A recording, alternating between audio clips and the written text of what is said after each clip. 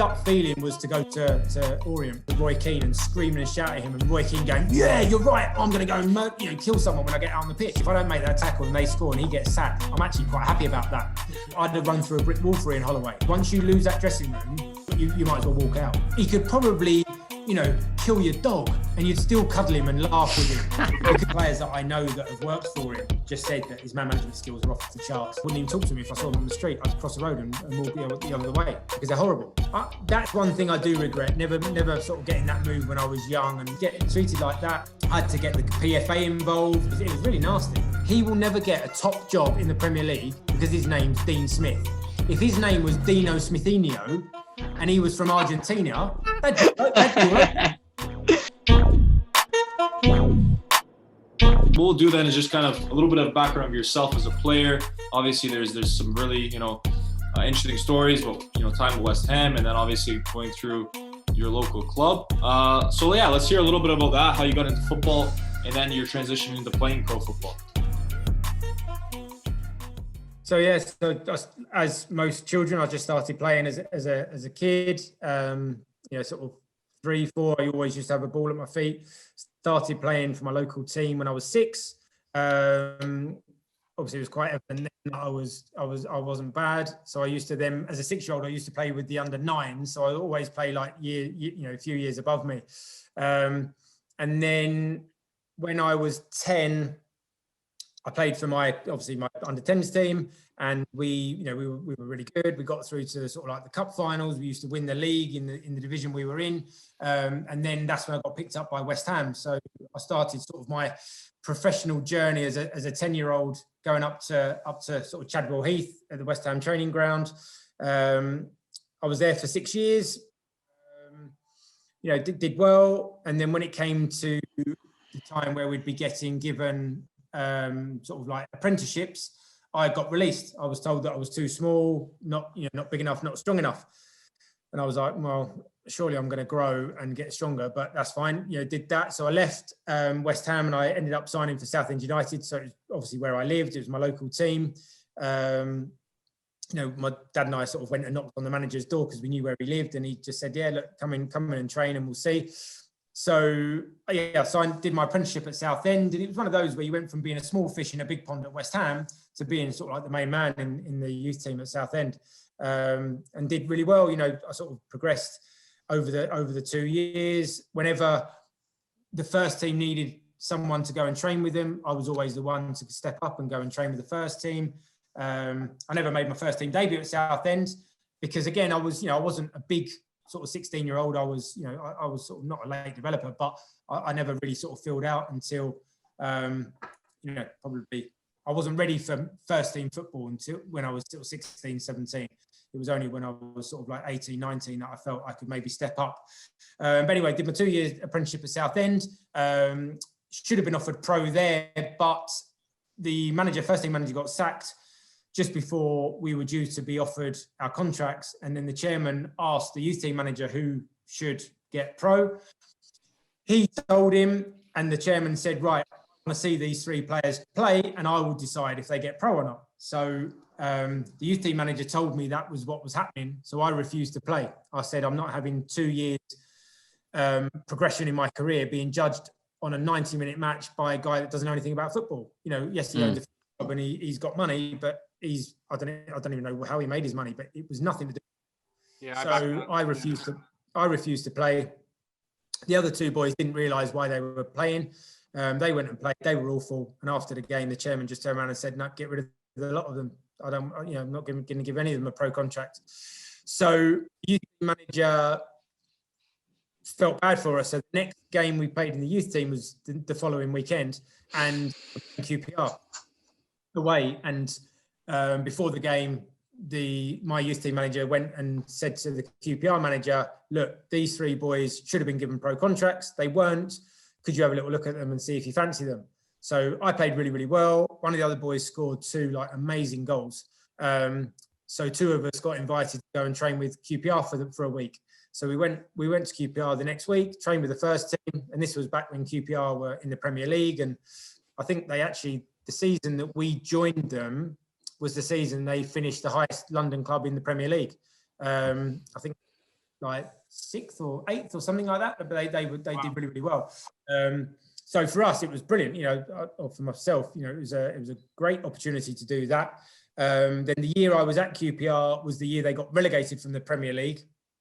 So it was a tough season. But again, I had a great time. Played regularly in the reserves.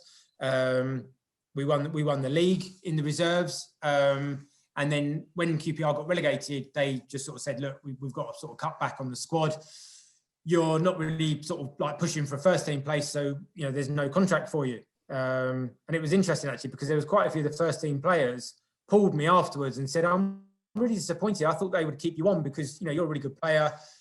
We could have seen you sort of stepping up and actually getting sort of first team action. But the manager at the time was Ray Wilkins and he didn't think so. So I had to leave. And then when I left there, I ended up going to Bristol Rovers with Ian Holloway. So Ian Holloway was a player at QPR at the time. And he obviously saw something in me during training and in practice matches that he liked. And yeah, he literally just sort of said, look, I'm going to Bristol Rovers as player manager. Can you come with me? And I was like, that's not a bad shout. I'll have a look. And so I got offered contracts from about 9 clubs that summer because, QPR, because we did reserves, we had a lot of scouts coming to watch. So I think I had offers from Stoke, from Blackpool, from Colchester, from Crewe, I don't know, maybe Hull United. I can't remember. There was quite a few clubs that had made an offer. I had 9 in total. And so I had to make a decision on where I wanted to go. But I really liked Ian Holloway. I really sort of wanted to go and play for him and work for him. So I chose to go to Bristol Rovers. So I spent 2 years there, had a great time. Ian Holloway converted me from a centre midfielder into a left back. He thought that was my best position, which obviously, after 22 years playing at left back, he was probably right. Played probably about 70, I think it was about 75 games for Bristol Rovers in my 2 years there.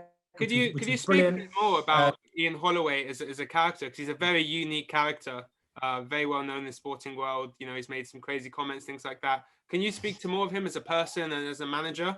What he's like, because you've got to know him quite well.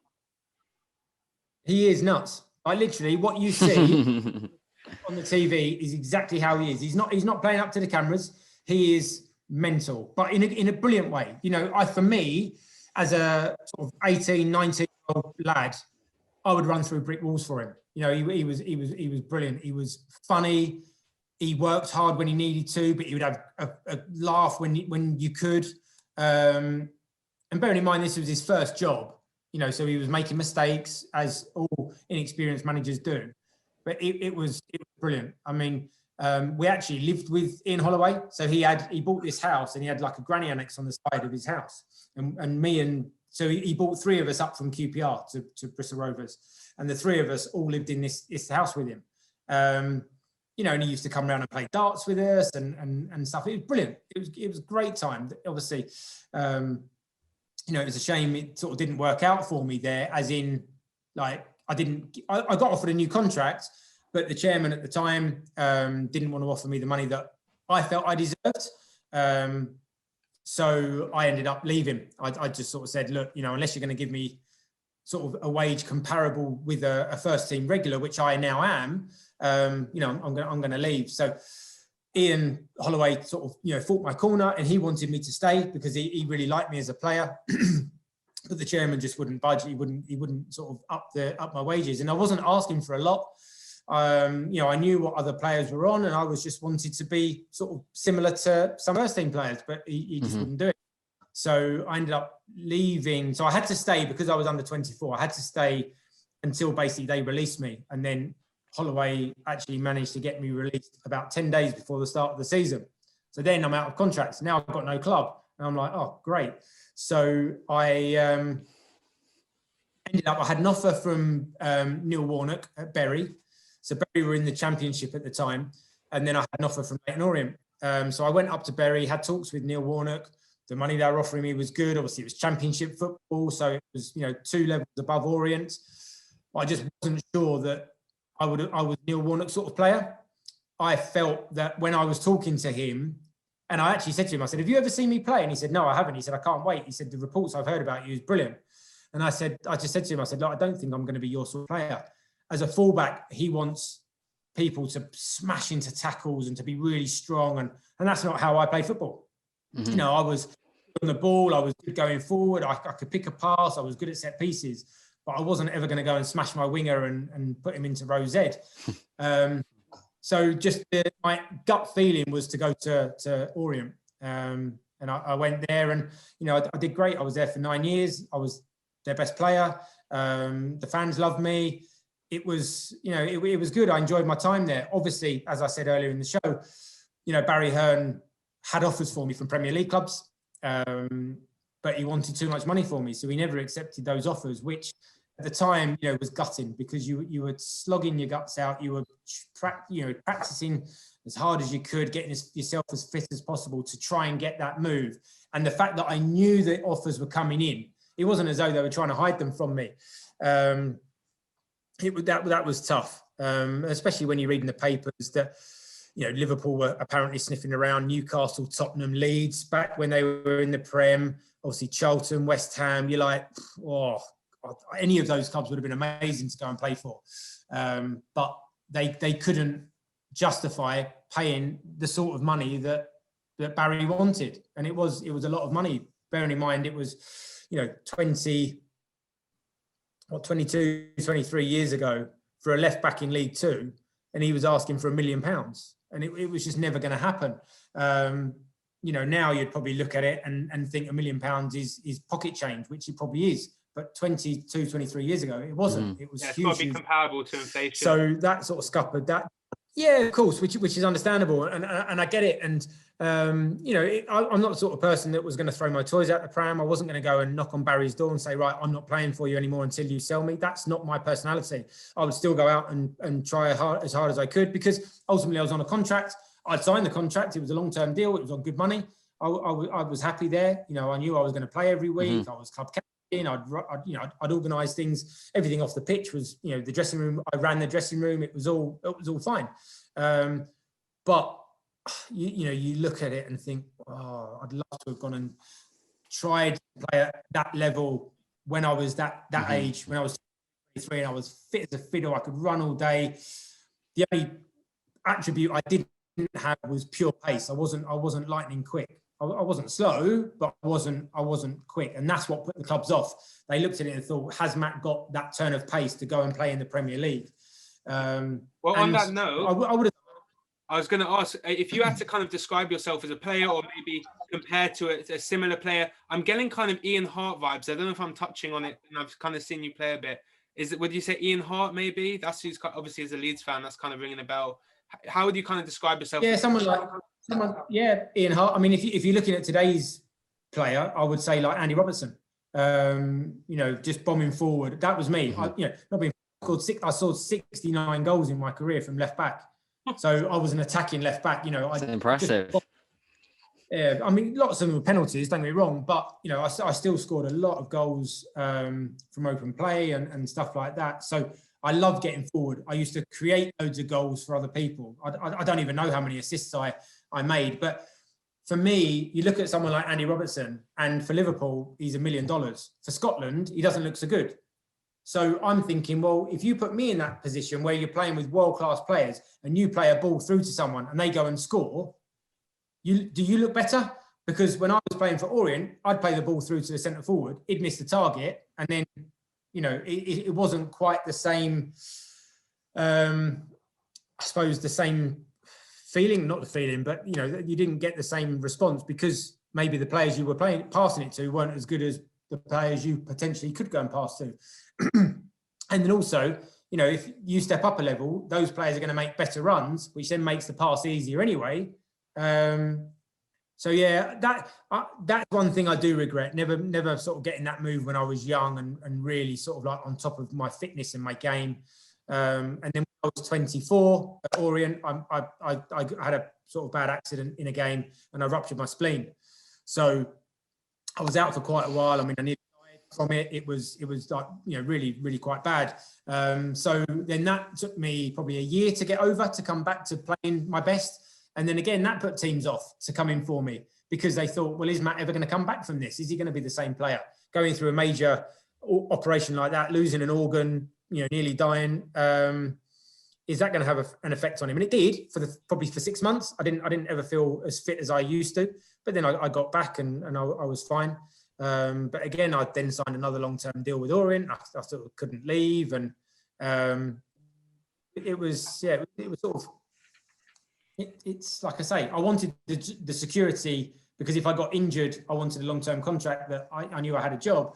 But then on the flip side, I couldn't then argue that they wouldn't sell me for the right price.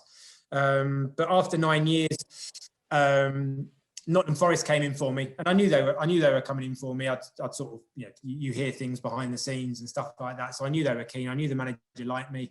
And yeah, they came in for me. And Barry even tried to stop that deal going ahead.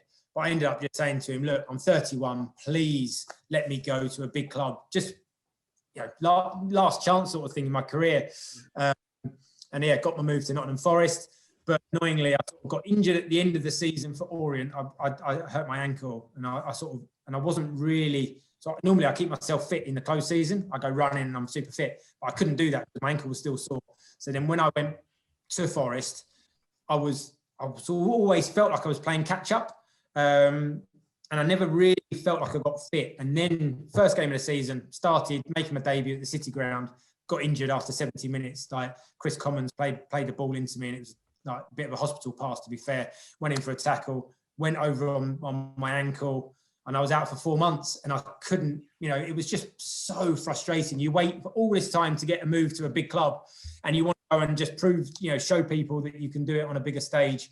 And I was out injured. And then when I came back in, because the other left back was doing great, and it was difficult for me to get back in. I'd play a couple of games, then I'd get left out again, play another couple of games, and then get left out again. I never had that opportunity to play week in, week out, and get your sort of like, your place sort of cemented in the team. And then I did a year at Nottingham Forest, and then Colchester came in for me.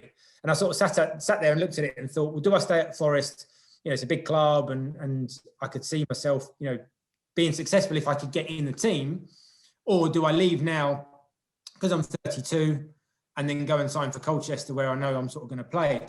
And I ended up going to Colchester, and that ended up being the biggest mistake ever because I got injured after 3 games. And I know it sounds like I'm always getting injured, but obviously playing 600 games in your career, I wasn't injured much at all. But I got injured after my 3rd game at Colchester. And while I was out, the manager that signed me got sacked. A new guy came in. The first thing he did was sign a player in my position. So I'm now thinking, well, you've never seen me kick a ball, yet you've signed another left back. This really doesn't seem very good.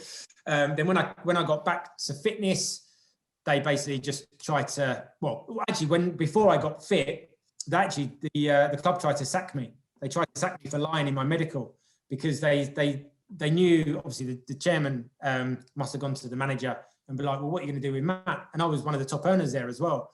And he was like, well, he's not going to play. And that's why I was signing the other left back. So they just tried to sack me. They tried to say, you lied in your medical.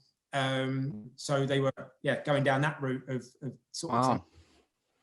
It was horrible. It was horrible. Another local team as well. It's disappointing. I know. And just get treated like that. I had to get the PFA involved. They were in the meeting with me, and it was really nasty.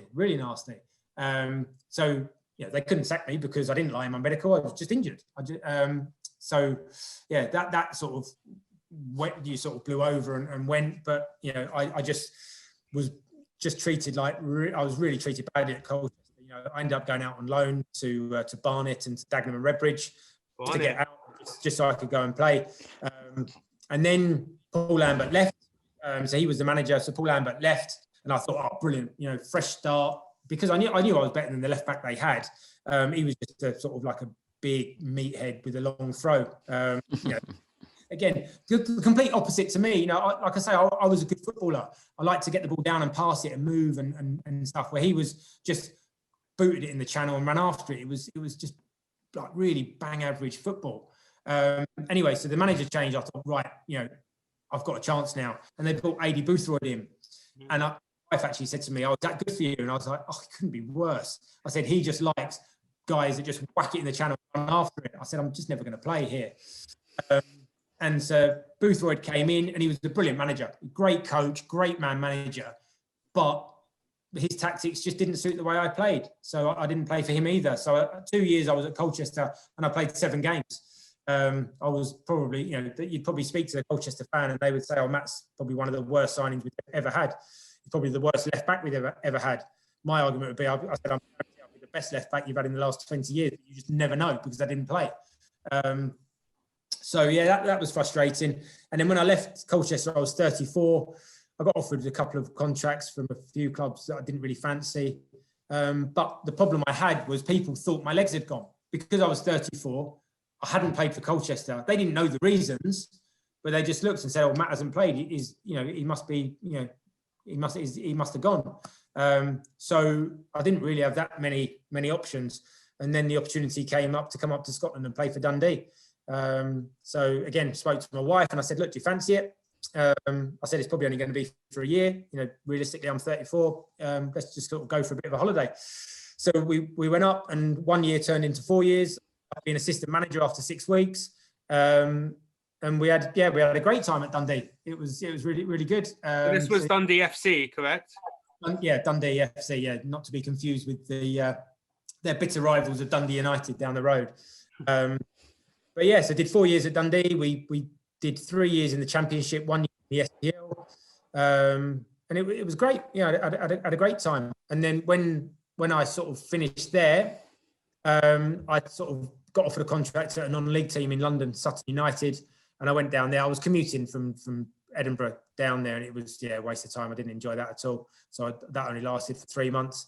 And then when I came sort of back up to Scotland, I got offered a couple of contracts at sort of League 1, League 2 teams in Scotland, but I didn't fancy it. So I sort of just stopped playing, and then went off to other things and did a bit more commentating and stuff like that.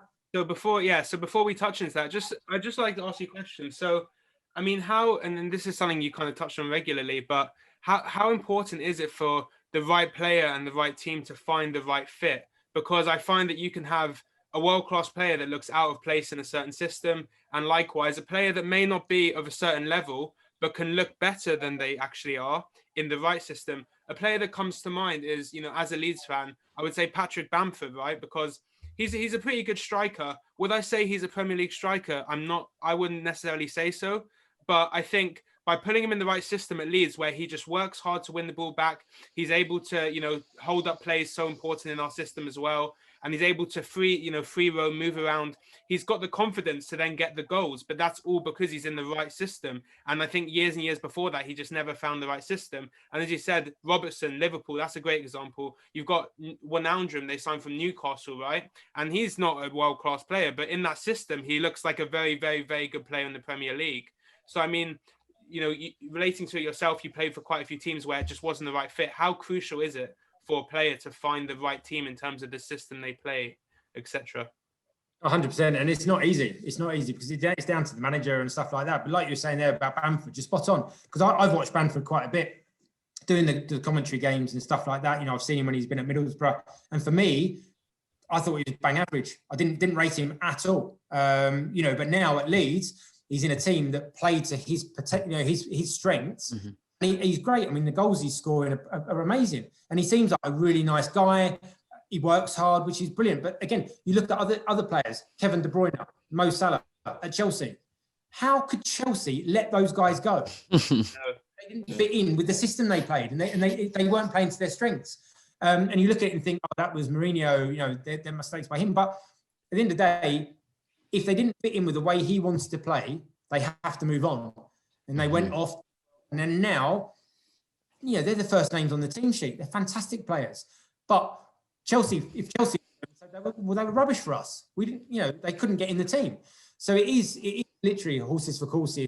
And sometimes you find that you sign really good player and they just don't do very well. And you think, why is that? How is that right? But it might be a mixture of, their personality doesn't fit in with the ethos of the club, or, the best teams I've played for, like as in the most successful teams, were the ones with the best team spirit.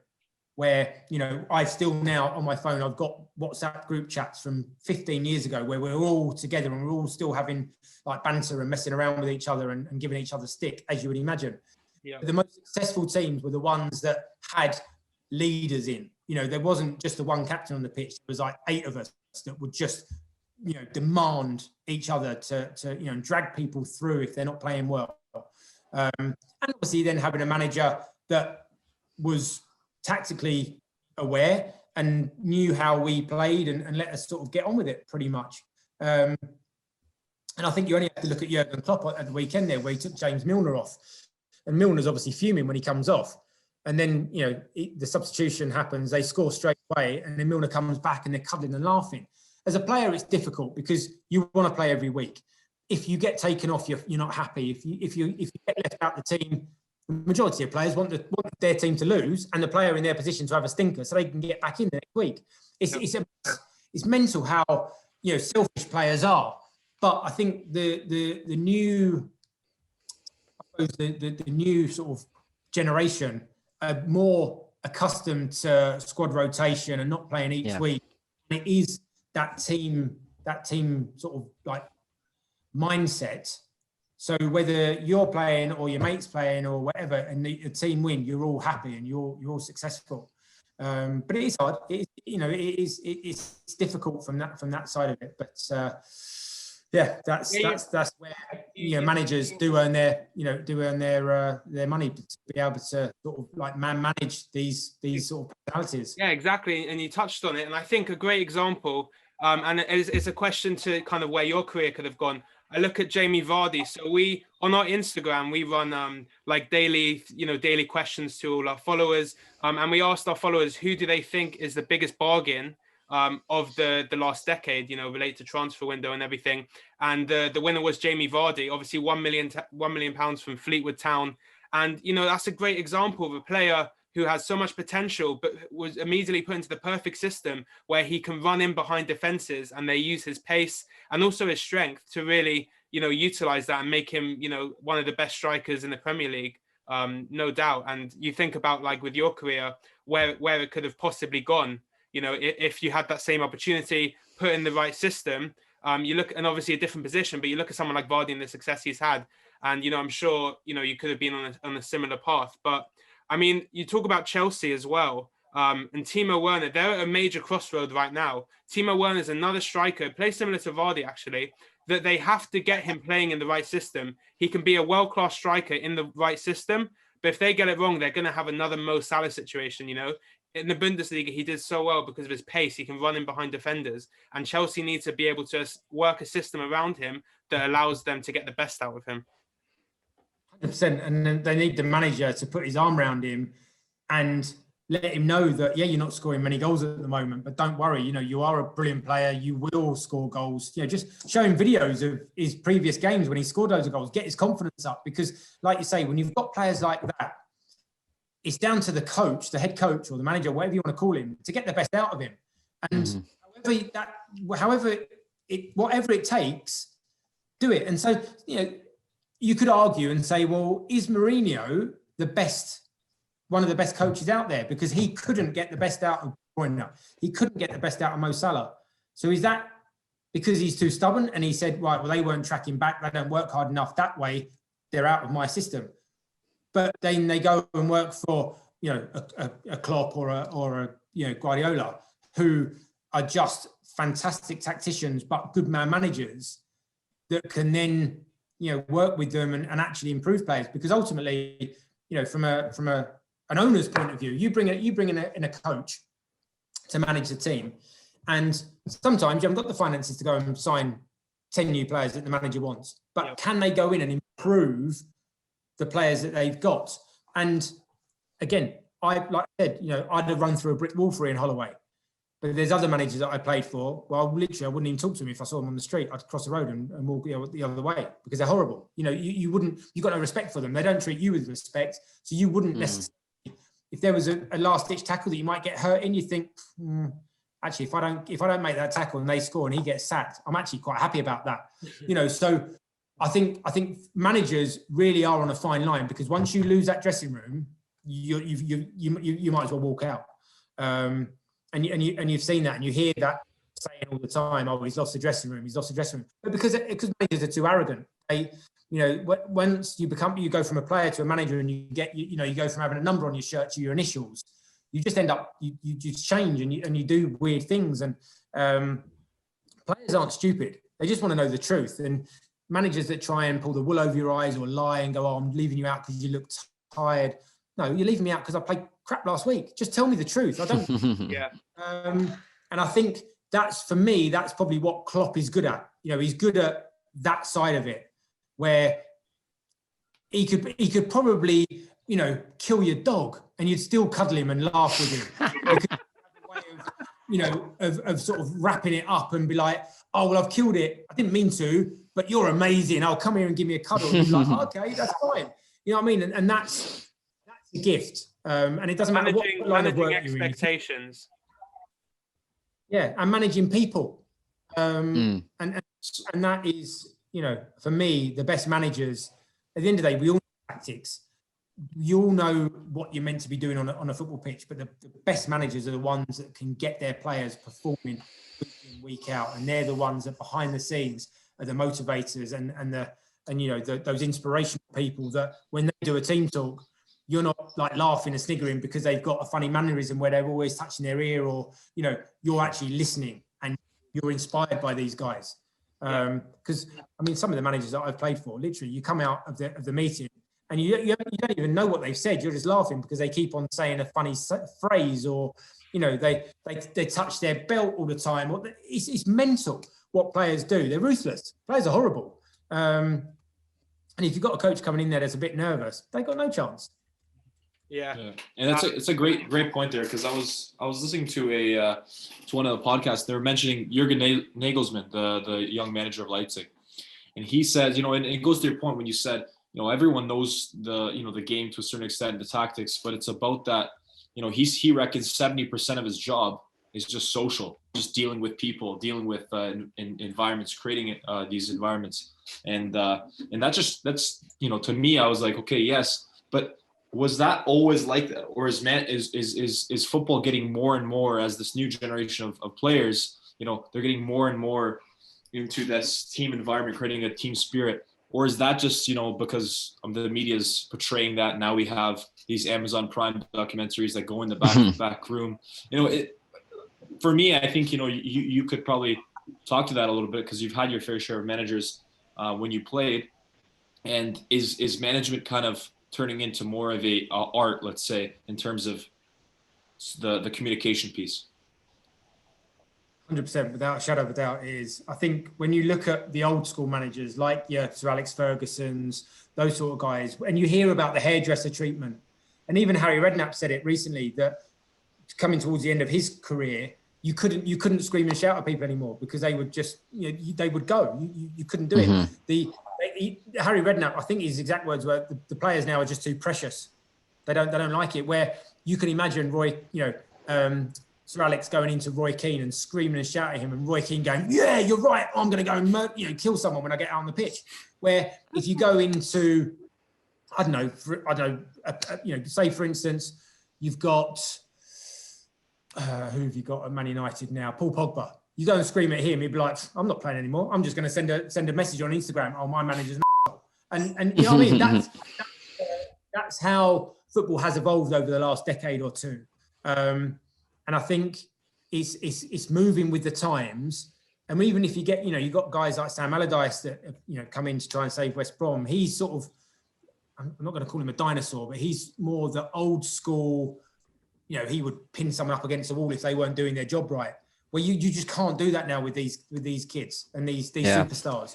You have to mollycoddle them to a certain extent. So then that does come down to your man management skills, and how do you talk to them to let them know that they haven't played well and they need to improve and they need to work harder, and to do that run that extra inch to help their team, and then to actually make them do it. Because if you scream at them, they won't. They will literally just down tools. Like, again, another Man United player that I would imagine would be like that is Anthony Martial.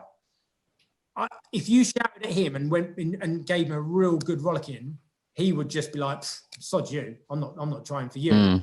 He looks like a guy that you need to put your arm around and go, look, you're brilliant. You can, you're miles better than that player. Take him on every time you get the ball, shoot. And I don't know. Princess Anthony.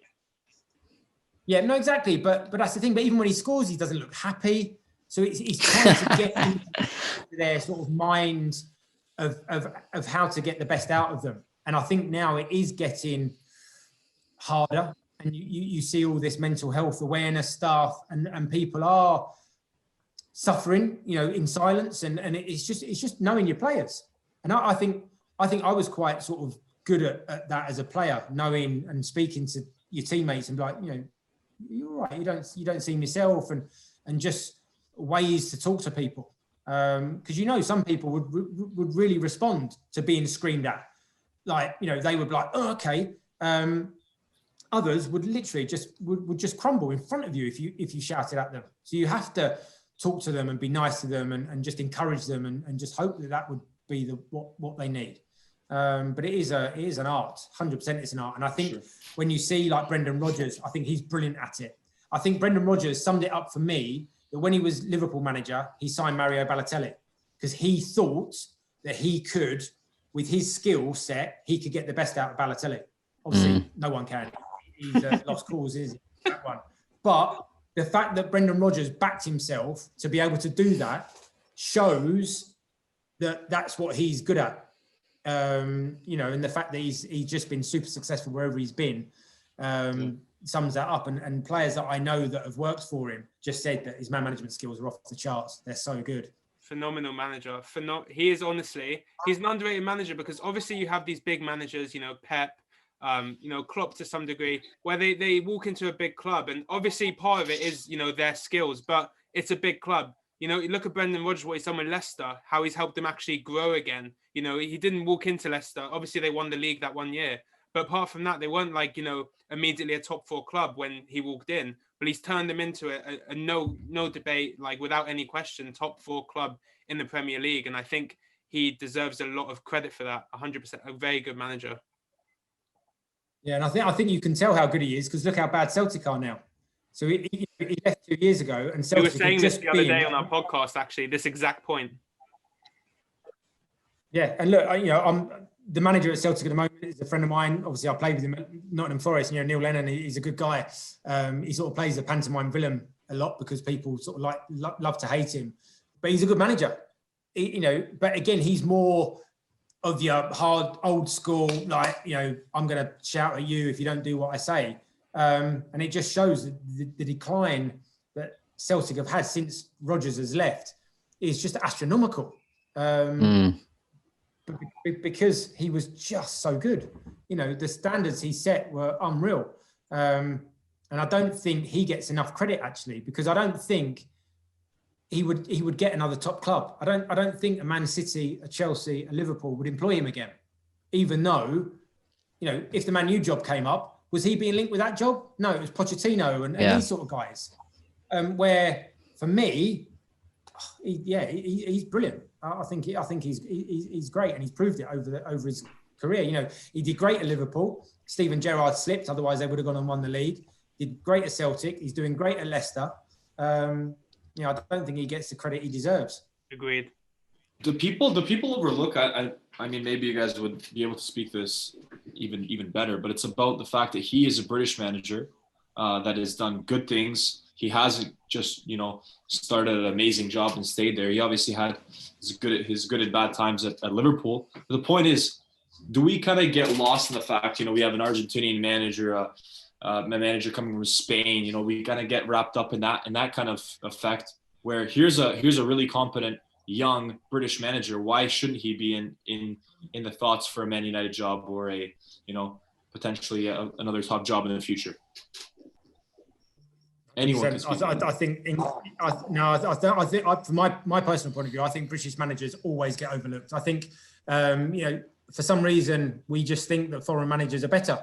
Don't know why. Look at that question, 1992. Yeah, no, exactly.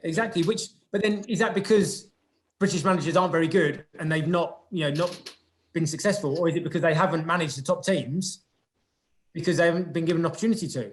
You know, you look at Eddie Howe. I think Eddie Howe's a great coach and a manager, and the way he talks on camera, he's a clever guy. He knows what he's doing. But I used to have this argument with on the radio. So we would talk about, you know, when jobs came up, and we would talk about managers being linked to clubs. And obviously, I was a little bit, I suppose, biased on this. And obviously, Jovan, you'll know why when I sort of say who I'm talking about. But I would talk about Dean Smith, the Aston Villa manager, right? So Dean Smith was at Brentford at the time, and he was doing very well. And again, Dean Smith, for all those of you who don't know, is a close friend of mine. You know, I played with him at Orient. He came to my wedding. You know, me and Dean are good friends. So I would say when we were on the radio, we were talking about, you know, say Arsenal changing their manager or Chelsea regularly changing their manager. Obviously, it was always about London club. I said, you know, Dean Smith did great at Walsall, has done brilliantly at Brentford. I said, he will never get a top job in the Premier League because his name's Dean Smith. If his name was Dino Smithinho and he was from Argentina, that'd do it. But because he's Dean Smith from Birmingham, then they've got no interest. Mm-hmm. And the thing is, so he goes and gets the Villa job when they're in the Championship. He then gets them promoted, and now he's doing great, and they're, you know, top half of the Premier League, and they're doing brilliantly. But even he won't ever get a top job. Sean Dyche won't ever get a top job. You know, the best they can ask for is to potentially go to an Everton. And that's it. They won't ever get, in a million years, they will never get the job at Liverpool, Man U, Man City, Chelsea, Arsenal or Spurs in a million years. And I don't know why. I honestly, I don't know why. Because these guys, you know, they've got the education, they've played the game, they've studied, you know, they're good at what they do. But for whatever reason it is, they will always go foreign, and I don't know why. Yeah, I think we've had a conversation before on previous episodes, sort of. That I don't even think England managers have been sort of that sided towards England, and I mean, do you think when England obviously they look on from Gareth Southgate in the future, do you think England should be really targeting heavily England managers just because it's the England job, or do you think they should still extend their search further? I think they should just go for the best manager possible. Because I'm a firm believer of, at the moment, you know, with all the sort of jobs out there that, you know, they're sort of saying, aren't they, with the sort of the BAME community saying that all clubs should interview at least one sort of like, you know, ethnic minority or whatever. I'm like, I don't care. If I was an owner of a club, I don't care. I would employ, you know, anyone at all, whether it was a man, woman, you know, whether they're from China, from Africa. I couldn't care less who I employed. If they were the best person for the job, I would employ them. Whether they were managing my football club or whether they were presented on the TV. For me, amen. Yeah. You know, you just employ the best person. Can be a factor. I don't care where they're from. You know, if they don't speak the language, they can learn the language. If, you know, for me, I don't know why people are so worried about, it's got to be that person because he's you know, got that background. Just employ the best person, and whether that's an English guy, Scottish guy, you know, from Azerbaijan, it doesn't matter. For the England job, employ the best person. And if that is the current, you know, I don't know, like say the Chelsea ladies manager, I don't know what her name is, but say it's her. If she's the best person for the job, give her the job. You know, it does not matter people's, you know, race, sex. Just employ the best person that can do that job. Agree. I agree. Simple. But you know, if you want to be successful, bring the best people in. Yeah. Mm-hmm. And if there's any CEOs of companies, that's just this principle doesn't just apply for the England job. I think that, you know, nowadays should apply for everything in terms of, you know, definitely. It doesn't matter what you know, what kind of background you want to look at. Just Back in the day, I'd say maybe 10 years ago, 15 years ago, when you were still playing, a left back and a right back were looked at as to like a failed left mid or right mid, right? Like Gary Neville's probably had, you know, a million jokes thrown at him, you know, failed winger, all of that. But you look at the system a lot of teams play nowadays with these wing backs, you know, either 3 at the back, 5 at the back, however you want to call it. And now I'd argue, I look again from a Leeds perspective, this is a system we use, like they're probably, the most important players on the pitch now, because you need to be ultra fit to run up and down the channels all game. You need to, like, more so than a CDM who, stays back when you attack. You have to bomb down the channels, cross the ball in, you get assists, you look, do you know what I mean? You have to get assists, and then you also expected to get back and defend and be part of a back five when you're defending. So, I mean, it's become such a crucial position. So do you think you kind of wish that you played in this kind of modern game where it was all about, obviously at your peak when you were just running and bombing up and down the channels? Do you wish it was a bigger part of the game when you were playing? Yeah, 100%. I mean, that was my game. So like I said, Andy Robertson and Trent Alexander-Arnold, now that was me. If you had put me in the Liverpool team now at the age of 23, 24, I would fancy myself to go and still win the league with them. I'm not saying I was better than Andy Robertson, because I'm obviously not, but I was very good technically, so I could have easily done that, and that's what I love to do. I just used to hate defending, so I thought, well, instead of defending, let's just go that way and attack. And it was So yeah, I suppose in answer to your question, yeah, that is sort of what I would miss. But I think as a fullback now, all attacks start from those positions. Centre halves get it and instantly they play it to the right back or left back, and then attacks, waves of play start from there. I know that when I played, one of my last games for Leyton Orient was against Nottingham Forest just before I went there. And when I signed for Forest, the lads were sort of telling me about the sort of team meeting they had prior to the game. And basically, Colin Calderwood was the Nottingham Forest manager, and he said to them, look, if you go and stop Matt playing, Orient are knackered. They won't attack. That all their best attacks start from Matt. So he said, if you go and man mark him, when Orient have got, the goalkeeper's got the ball and they're playing out from the back, they're screwed. And yeah, that was 15 years ago, but it is now. You just see it. For me, there's an argument for England, who should play at right back. Should it be Alexander-Arnold or Wan-Bissaka? And that's not saying about, Walker and stuff like that. But between Wan-Bissaka and Alexander-Arnold, you've got the polar opposite of fullbacks. Yeah. So for me, if you wanted someone who can defend, Wan-Bissaka all day long, great one-on-one defender. Going forward, I think he's bang average. Going forward, Alexander-Arnold, oh my God, how good is he? So, as a manager, what do you prefer your fullbacks to be? Are they out-and-out defenders that they're okay going forward, they're not really going to create too much, but they're not going to get beaten behind? Or do you want someone that can go forward and set goals up, score free kicks, take set pieces and stuff like that? For me, Alexander-Arnold all day long. I mean, I think he's brilliant. I love watching him play. And Wan-Bissaka. That form of defence is attack.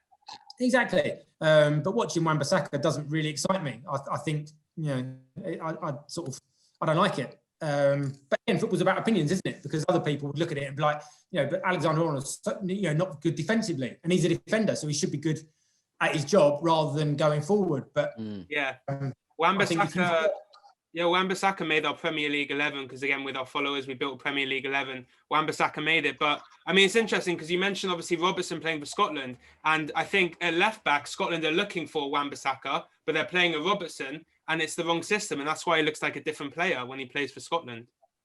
Yeah, of course. And he hasn't got the world-class players around him. So when he's passing it and they're, making bad runs or getting tackled or whatever. But it's funny how Scotland have got probably two of the best left-backs in the Premier League, fighting for the same position in Kieran Tierney and Andy Robertson.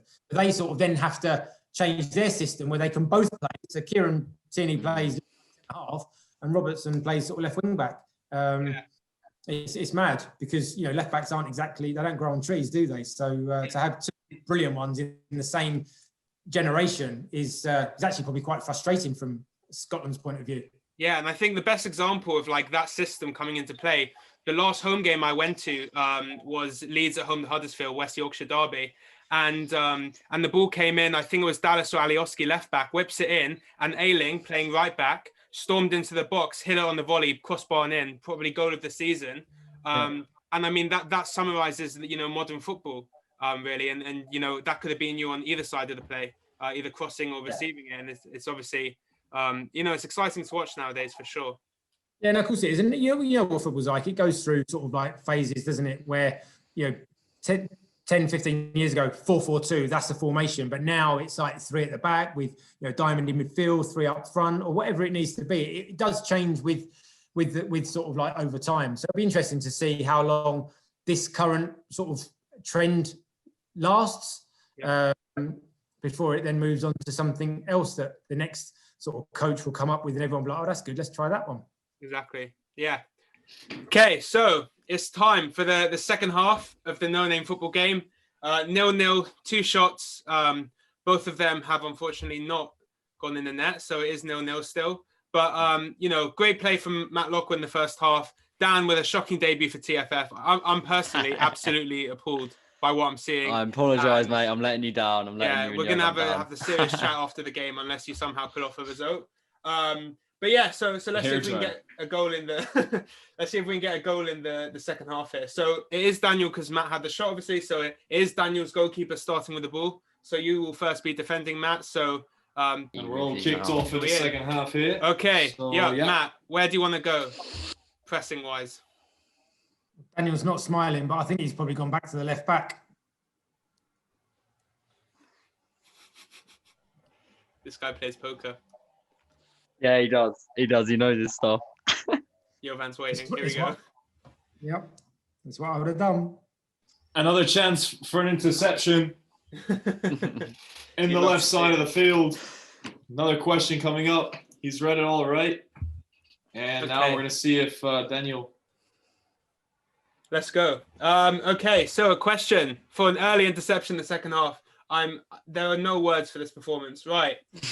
Who was the last club to win Scotland's top flight other than Rangers or Celtic? Was it A, Dundee United, B, Hearts, C, Aberdeen, or D, Hibernian?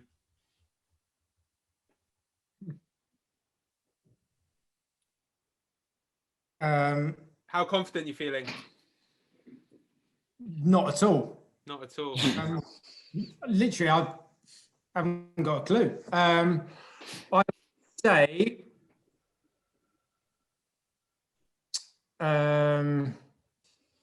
would say it was either Dundee United or Aberdeen. I don't know. Aberdeen. Okay. Got it. And absolutely heroic defending turns into another chance. So the correct answer was Aberdeen. Another scoring chance now. So one last question to see if you can snap the game right at the end. Let's see if we can. All over to you, Morgan. We can snatch a goal here. Yeah. Okay. Who was the most successful team in England before Sir Alex took over at Manchester United? Now, this is in terms of cups. Both domestic and European and league titles combined. So was it A, Aston Villa? Was it B, Nottingham Forest? Or was it C, Liverpool? I knew you were going to say Forest. When you started that question, I knew Forest was the answers. It's one of those in Who Wants to Be a Millionaire when you've got, if they go 50-50, but it's going to be that one or that one, and they leave those two on. I've got to say Liverpool. I don't know whether that's going to be a trick question, but Liverpool is my answer. And he goes to chip the keeper, unfortunately. Again, just wide. The correct answer was Aston Villa.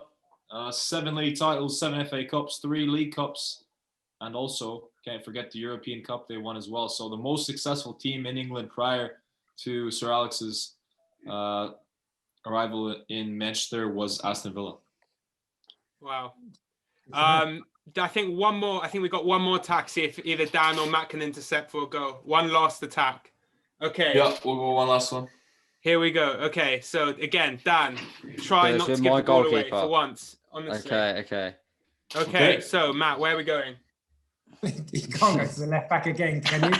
I'm going to go left back.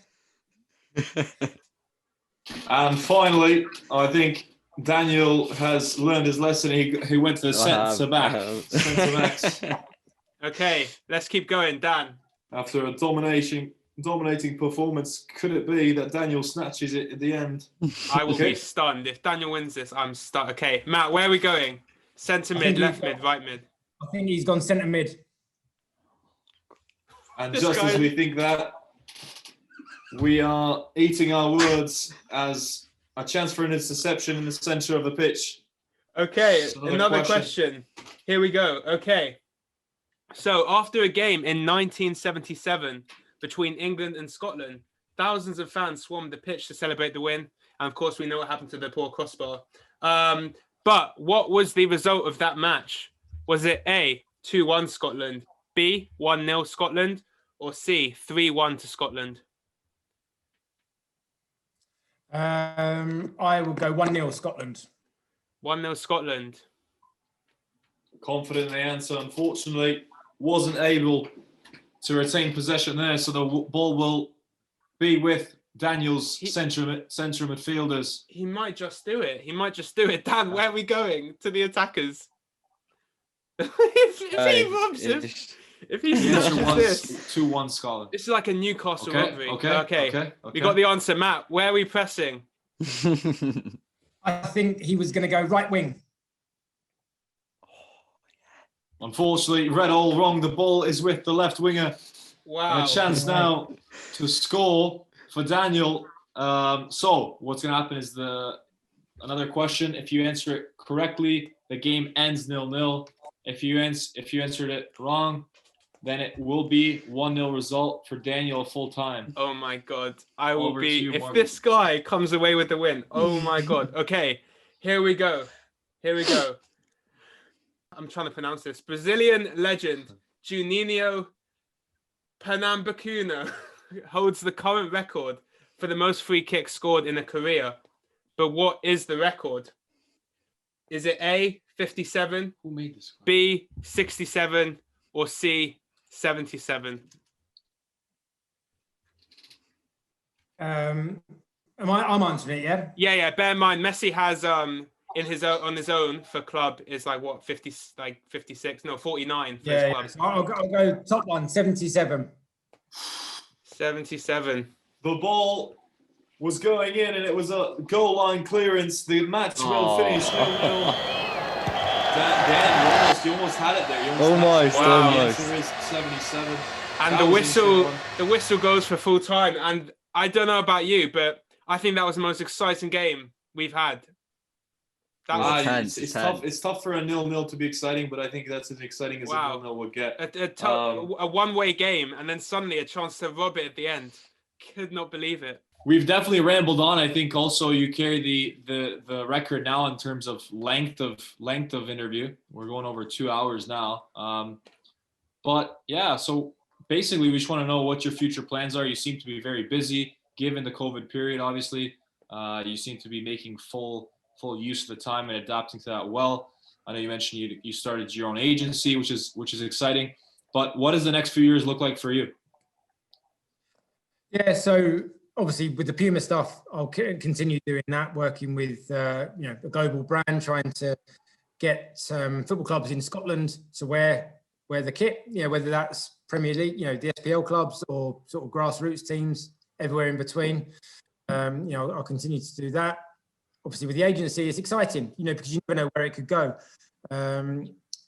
Loads of different players have sort of come across my sort of desk, as it were, that you get the opportunity to try and help and work with. And that's only even in the short space of time we're doing it. Quite a few of my ex-teammates are sort of not scouting, are doing the agency stuff now.